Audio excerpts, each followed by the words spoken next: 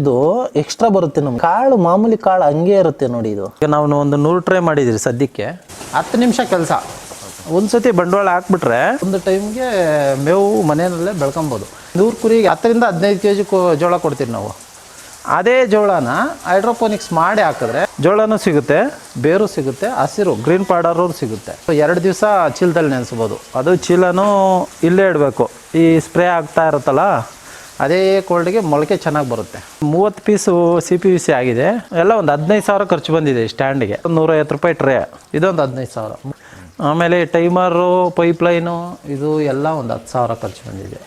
ಎಲ್ಲ ಒಂದು 40,000ಕ್ಕೆ ಒಂದು 100 ಟ್ರೇಗೆ 6 ಅಡಿ ಸ್ಪೇಸು, 20 ಅಡಿ ಉದ್ದ ಇದ್ದರೆ ಒಂದು 100 ಟ್ರೇಗೆ ಆರಾಮಾಗಿ ಮಾಡ್ಬೋದು. ಎಲ್ಲ ವೆರೈಟಿ ಕೊಟ್ರೇ ಕುರಿ ಚೆನ್ನಾಗಿ ಗ್ರೋತ್ ಬರೋದು. ನಮ್ಮದು ನೇಪಿಯರೇ ಇಲ್ಲ.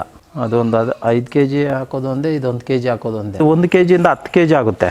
24 ರೂಪಾಯಿ ಅಂದರೆ 2.5 ರೂಪಾಯಿ ಬೀಳುತ್ತೆ ಅಷ್ಟೇ. ಇದು ಸೈಲೇಜ್ ಕಂಪೇರ್ ಮಾಡಿದ್ರೆ ಇದು ಬೆಸ್ಟು.